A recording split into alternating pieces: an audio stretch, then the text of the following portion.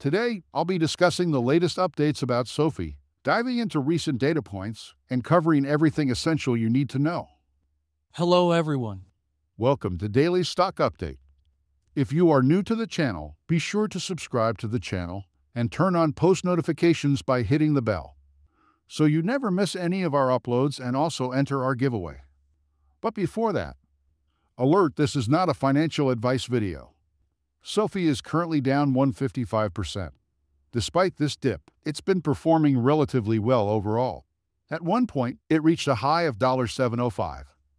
However, as we approach the end of trading on a Friday, it's predictably settling around $6.99, a recurring pattern we've observed. It's frustrating, but that's the nature of the market, especially with stocks like SoFi.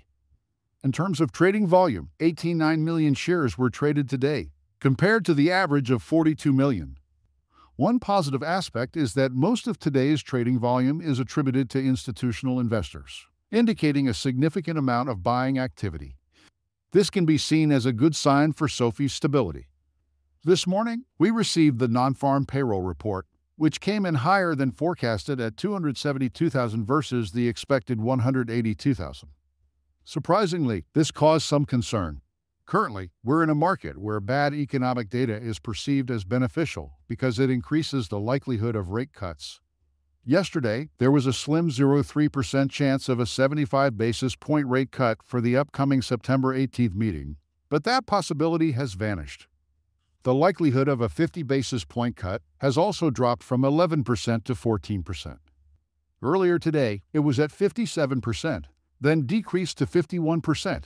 And now stands at 46.7%. This points to a 25 basis point cut being the most probable scenario. This situation is quite paradoxical. Good economic data, which usually indicates a healthy economy, is currently seen as a negative because it reduces the chances of rate cuts. This is why SoFi has been fluctuating, as it's closely tied to consumer trends. However, for those hoping for rate cuts, this good data doesn't help much, leaving SoFi in a bit of a limbo. Regarding market manipulation, we've observed that shorts are returning 412,000 shares today. This is an increase from earlier in the day when they were returning around 700,000 shares. Short sellers are adding to the selling pressure by increasing their positions, which pushes the stock price down. Market makers prefer to keep the stock just below the $7 mark, specifically at $6.99, to avoid having to purchase around 4 million shares on Monday. It's a frustrating game of manipulation that investors must contend with. Despite this, SoFi has shown resilience over the past 2 to 3 trading days.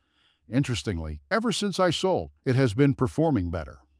This positive momentum could continue into next week, even though there's a resistance at the $7 strike price. For the June 21st expiry date, there are 39,000 options contracts at this strike price, so it's something to watch. Today, there haven't been any SEC filings or press releases from SoFi, so its movement is largely influenced by the broader market trends. In the options market, there's a total of 221 million in calls and 966,000 in puts. This is a slight increase compared to the past few trading days. Notably, 44% of today's options activity is bullish, indicating optimism among traders. Institutional investors are also showing interest, with significant buying activity. Dark pool trading has been relatively quiet recently, which is notable.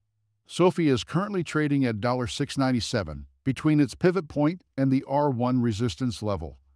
Yesterday, I mentioned in my pre-market video that a crucial support level was the pivot at $6.88, and today, the stock did bounce off this level, providing positive momentum for the middle part of the day.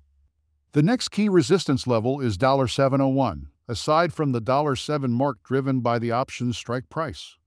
As the trading day wraps up, there's a chance SoFi could push higher and close at or above $7.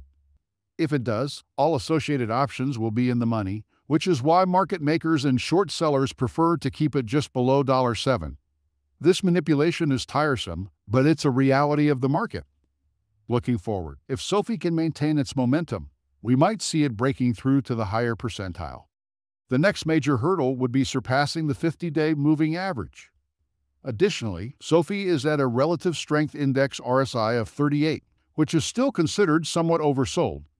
This means there's potential for a positive rally if good news emerges. Retail investors have been pulling out, possibly shifting their focus to meme stocks. Friends, that's all we have for you today. What is your opinion about today's video? Get involved and let us know in the comments down below. Thanks for watching.